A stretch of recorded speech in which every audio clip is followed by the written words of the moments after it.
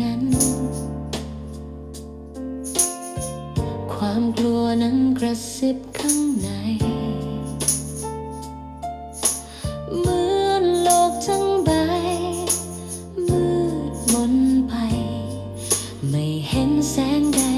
ให้ฉันก้าวเดินในท่ามกลางความเงียบนั้นฉันได้ยินเสียงของพระองค์กล่าวเบาๆแต่ว่ามั่นคงอย่ากลัวเลยพระองค์อยู่ตรงนี้ความเชื่อชนะความกลัวเชื่อในรักที่ทรงมองให้ฉันคอยเคียงข้างอยู่ทุกคืนวันช่วยนำพาฉันให้ผ่านพ้นไปความเชื่อชนะความกลัวฉันเชื่อวางใจในพระองค์ถวายชีวิตด้วยรักมั่นคงเชื่อในพระองค์ทรงดูแล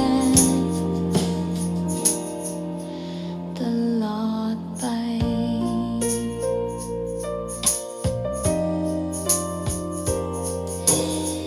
เมื่อฉันหมดแรงจะยืนขึ้นและหัวใจเกือบยอมแพ้ไปพระหัตถ์พระองค์ประคองไว้ไม่ปล่อยให้ฉันพ่ายแพ้ล้มลงแม้ในหุบเขาเงามืดลึกฉันไม่หวั่นไหวอีกต่อไปพระสัญญาคงอยู่ในหัวใจเชื่อมั่นใจไม่กลัวอีกต่อไปความเชื่อชนะความกลัวเชื่อในรักที่ทรงมอบให้ฉันคอยเคียงข้างอยู่ทุกคืนวันช่วยนำพาฉันให้ผ่านพ้นไปความเชื่อชนะความกลัวฉันเชื่อวางใจในพระองค์ถวายชีวิตด้วยรักมั่นคงเชื่อในพระองค์ทรงดูแลตลอดไป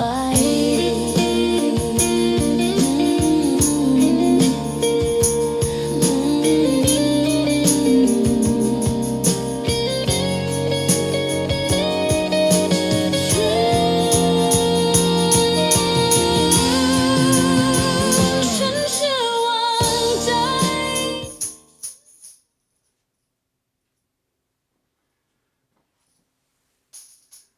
alright ความเสื่อชนะความย่านความกลัว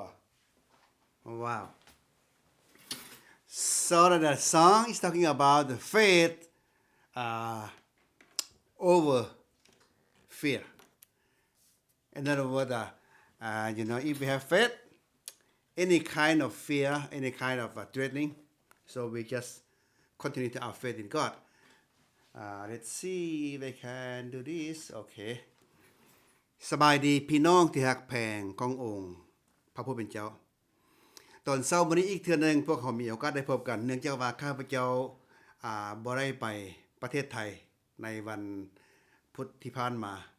ความตั้งใจก็อยากไปแต่ว่าตอนนี้รู้สึกว่าพระเจ้าบ่ได้อนุญาตให้ไปจึงบ่ได้ไปจึงมีโอกาสได้พบกับพี่น้องถ้าบ่ดังนั้นก็สิ อยู่ในประเทศไทยพุ่นแหละเว้ากับพี่น้องอยู่พุ่นบางทีก็บ่มีโอกาสได้เว้าแต่ขอบคุณพระเจ้าเฮามีโอกาสได้เว้าว่านำกันตอนเช้ามื้อนี้แต่ก่อนอื่นพวกเขาจะเว้าว่าพระคัมภีร์ในพระธรรมกิจการบทที่8ข้อ12ถึงข้อ17ต่อจากอาทิตย์แล้วพวกเขาจะอ้อนวอนกันก่อนแต่มื้อนี้เฮ็ด1วันและคำว่าเข้ามาก่อนหมู่ขอบคุณพระเจ้าซึ่งพี่น้องฮอนผมจะอ้อนวอนนำกันข้าแต่พระเจ้าพระบิดาของข้าน้อยข้าน้อยขอบพระคุณพระองค์เจ้าที่ให้ข้าน้อยได้มีโอกาสได้เว้าว่าพระธรรมของพระองค์เจ้าใส่ในหูใส่ในใจญาติพี่น้องของพระองค์เจ้าลูกของพระองค์เจ้าได้ฟังได้เรียนรู้และได้ไปปฏิบัติตามขอทรงนำข้าน้อยในการปากกันเว้า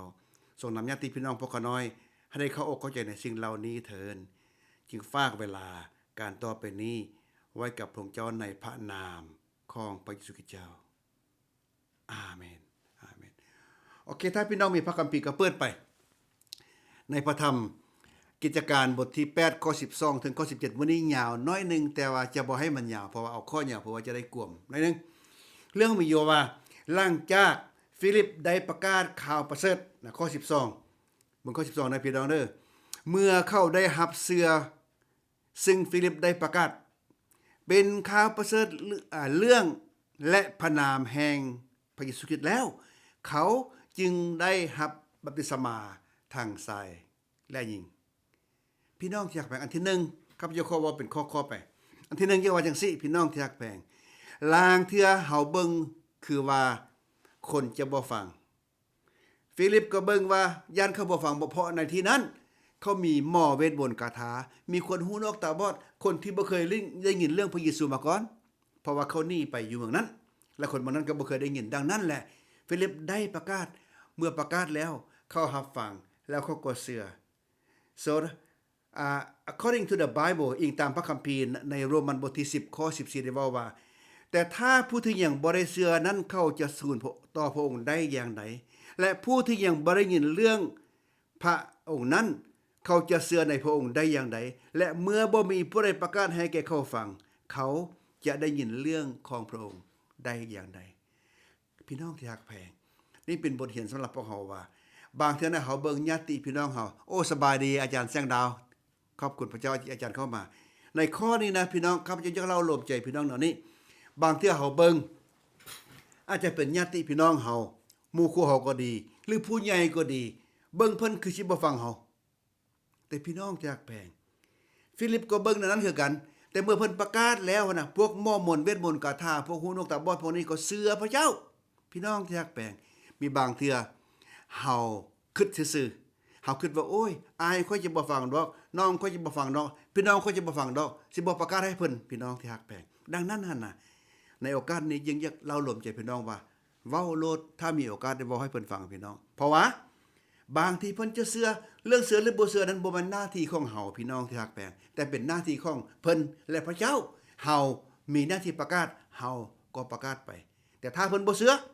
เฮาจะไปเกลียดสั่งเพิ่นเฮาจะไปเกลียดเพิ่นเพราะว่าเฮาเฮ็ดตามหน้าที่ของเฮาพี่น้องที่รักแพงดังนั้นฟิลิปเมื่อเพิ่นได้ประกาศแล้วคนในเมืองนี้ก็ได้มาเชื่อพระเจ้าฉะนั้นจึงนักเล่าลมใจพี่น้องว่าให้เฮาประกาศโลดพี่น้องที่รักแพงเว้าโลดถ้ามีโอกาสเพิ่นจะเชื่อหรือบ่เชื่อนั้นก็สุดแล้วแต่เพิ่นข้อ13ได้ว่าดังนี้โอเคแล้วข้าพเจ้าขอบอกข้อ12คืออันที่2สำหรับคนซามาเรียได้เชื่อในข่าวประเสริฐเรื่องราชอาณาจักรของพระเจ้ามาถึงแล้วโดยผ่านทางนามชื่อของพระเยซูอันมีความหมายว่า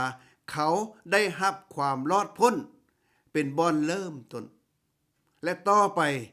เขาจะต้องได้รับพระวิญญาณบริสุทธิ์อิงตามกิจการบท1ข้อ8ได้ว่าต่อไปเขาจะได้รับพระวิญญาณบริสุทธิ์ไปเบิ่งข้อ13บัดนี้เมื่อซีโมนเองก็ฝ่ายซีโมนเองก็เชื่อเหมือนกันเมื่อรับบัพติศมาแล้วก็ติดอยู่กับฟิลิปและประหลาดใจที่ได้เห็นหมายสำคัญและการอิทธิฤทธิ์อันใหญ่ที่บังเกิดขึ้นประหลาดใจในพี่น้องที่รักแพงเพิ่นประหลาดใจบ่คิดว่าบ่น่าคิดว่าเขาจะเชื่อเลยแต่เมื่อประกาศแล้วเขาเชื่อดังนั้นนะพี่น้องที่รักแพงให้พี่น้องประกาศโดดอย่าประหลาดใจเขาจะเชื่อหรือบ่เชื่อนั่นน่ะบางทีผู้ที่บ่น่าเชื่อเขาเชื่อก็มีโอ้สบายดีเจนี่สบายดีขอบคุณพระเจ้าพี่น้องเอ่ย ญาติพี่น้องเฮาก็อย่าพ่อแม่เฮาก็อย่าถ้ามีโอกาสประกาศข่าวประเสริฐแล้วประกาศไปโลดบางทีเพิ่นเชื่อบางทีเพิ่นบ่เชื่อตอนนี้นะ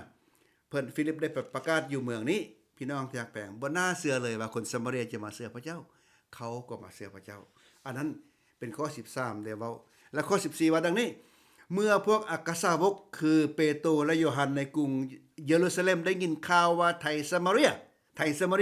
ได้รับข่าวได้รับพระธรรมของพระเจ้าแล้วจึงได้ใส่กลับไปหาเขา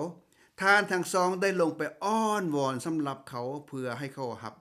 พระวิญญาณบริสุทธิ์เพราะว่าพระวิญญาณบริสุทธิ์บ่ทันลงมาถึงเขาจักคนมีแต่เขาได้รับบัพติศมาในพระนามแห่งพระเจ้าพระเยซูคริสต์เท่านั้นเปโตรกับโยฮันจึงวางมือใส่เขาแล้วเขาก็ได้รับพระวิญญาณบริสุทธิ์พี่น้องที่รักแพงข้อนี้เขาจะยากให้หนึ่งสบายดีนอนจันทร์สบายดีกลับขึ้นมาว่าเรื่องนี้เมื่อเวลาเข้ารับบัพติศมาแล้วรับเสื้อโดยการประกาศของฟิลิปแล้วนะในนามของพระเยซูคริสต์แต่สมัยนั้นนะพี่น้องที่รักแพงเมื่อคนบัพติศมานั้นบ่ทันแน่ใจว่าเข้าเสื้อแท้บ่ดังนั้นเปโตรและโยฮันจึงเพื่อความแน่ใจจึงเดินทางลงไปซามาเรียเพื่อหยังเพื่อไปสารสุดเบิ่งเนาะพวกนี้เชื่อพระเจ้าแท้บ่เชื่อพระเยซูคริสต์แท้บ่ถ้าเชื่อแท้จะวางมือใส่เขาให้เขาได้รับพระวิญญาณบริสุทธิ์แต่พี่น้องที่รักแพงอิงตามความเชื่อพวกเขาในเวลานี้ถ้าผู้ใดเชื่อพระเจ้าแล้วผู้นั้นก็ได้รับพระวิญญาณบริสุทธิ์ในเวลานั้นแต่ว่าตอนนี้สาวกยักเพื่อความแน่ใจเขาได้รับพระวิญญาณบริสุทธิ์เขาเชื่อพระเจ้าแท้บ่สาวกจึงเดินทางไปวางมือใส่เขาแล้วเขาก็ได้รับพระวิญญาณบริสุทธิ์เพราะพี่น้องที่รักแพงการรับเชื่อพระเจ้าการบัพติศมาของคริสเตียนเป็นบอนเริ่มต้นแต่เมื่อคนที่รับบัพติศมาแล้วพี่น้องเมื่อได้รับพระวิญญาณบริสุทธิ์แล้วคนนั้นจะตั้งต้นประกาศข่าวประเสริฐจากกรุงเยรูซาเล็มซามาเรียและยูเดียและสุดปลายของโลกอิงตามพระธรรมกิจการบทที่8บทที่1ข้อ8ดังนั้นพี่น้องที่รักแพงหลายเถื่อสังเกตในเวลานี้บางคนบ่มีพระวิญญาณบริสุทธิ์แม่นบ่เว้ากันหั่นน่ะดังนั้นข้อ14ดังนั้นข้อ14นะอัครสาวกเปโตรกับโยฮันได้รับข่าวว่าคนซามาเรียพร้อมทั้งหม้อเวทมนต์คาถาพี่น้องทั้งหม้อเวทมนต์คาถาได้พากันทิ่มใจเก่าเอาใจใหม่เชื่อในข่าวประเสริฐเรื่องของพระเยซูคริสต์ดังนั้นทานทั้งสองจึงออกจากกรุงเยรูซาเล็มเดินทางไปซามาเรียประมาณ35ไมล์หรือ35กิโลครับจะจือบ่จือดีแต่ว่าได้เว้าไปแล้ว2 อาทิตย์ที่ผ่านมาเพื่อไปเบิ่งด้วยสายตาเพิ่นเองและเห็นว่าเขาทั้งหลายได้ทิ่มใจเก่าเอาจะไม่อย่างแท้จริงดังนั้น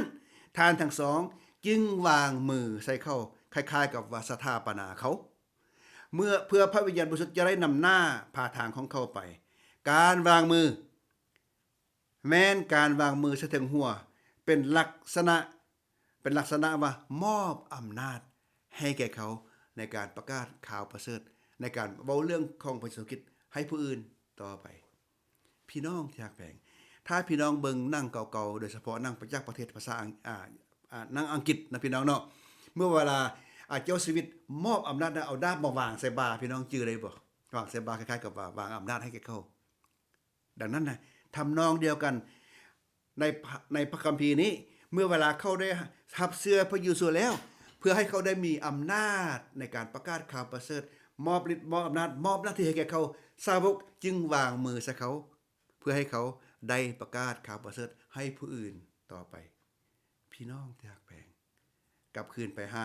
ข้อเริ่มต้นอีกครั้งหนึ่งในการประกาศข่าวประเสริฐฟิลิปก็บ่ได้คิดว่าพวกหม้อมนเวทมนต์คาถานี้จะทิ่มใจเก่าออกจากไหมท่านก็บ่ได้คิดว่าพวกเรานั้นนะคนที่บ่เคยได้เรื่องพระเยซูจะทิ่มใจเก่าออกจากไหมท่านบ่คิดแต่ว่าท่านได้ประกาศไปในที่สุดเขาก็เชื่อพี่น้องที่รักแพงขององค์พระผู้เป็นเจ้าบางเทื่อพวกเฮาก็บ่ได้คิดดอกว่าคนที่เฮาประกาศนั้นจะเชื่อและบางเทื่อเฮาก็คิดว่าเขาจะเชื่อเฮาบ่ฮู้จักพี่น้องหน้าที่ของเฮาทั้งหลายคือประกาศคือฟิลิป เวลาเฮาประกาศไปแล้วเฮาก็เบิดหน้าที่ถ้าคนเชื่อก็แม่นเชื่อพระเจ้าบ่แม่นเชื่อเฮาถ้าคนยกย่องก็ยกย่องพระเจ้าอย่าสให้ยกย่องเฮาดังนั้นพี่น้องที่ฮักแพงข้อ12ได้บอกให้พวกเฮาว่าให้พวกเฮาประกาศเมื่อเวลาพวกเฮามีโอกาสแต่ถ้าบ่มีโอกาสก็ซอกหาโอกาสเพื่อได้ประกาศให้ญาติพี่น้องเฮาได้รับความรอดพ้นเพราะว่าพระเจ้าทรงฮักทุกคนบ่แม่นฮักแต่เฮาพี่น้องอยากให้ทุกคนได้รับความรอดพ้นดังนั้นน่ะเฮาจงประกาศข่าวประเสริฐให้แก่ทุกคนเท่าที่เฮามีโอกาสเชิญพี่น้องร่วมใจอนุโมทนาข้าพเจ้าข้าแต่พระเจ้าพระบิดาของข้าน้อยขอบพระคุณพระองค์จะทรงให้ข้าน้อยได้มีโอกาสได้เว้าว่าพระธรรมของพระเจ้าเล่ารวมให้พี่น้องของพวกข้าน้อยได้ประกาศข่าวประเสริฐให้ทุกคนที่มีโอกาสพวกข้าน้อยที่มีโอกาสจะได้เว้าได้ว่าข้าแต่พระเจ้าขอพระธรรมเหล่านี้เข้าในหูลงในใจและให้พวกข้าน้อยได้ประกาศคือทานฟิลิปนั้นเถิดข้าน้อยจึงขอบคุณพระเจ้าทุกอย่างในพระนามของพระเยซูคริสต์เจ้าอาเมน God bless you brothers and sisters I will see you again next Wednesday bye bye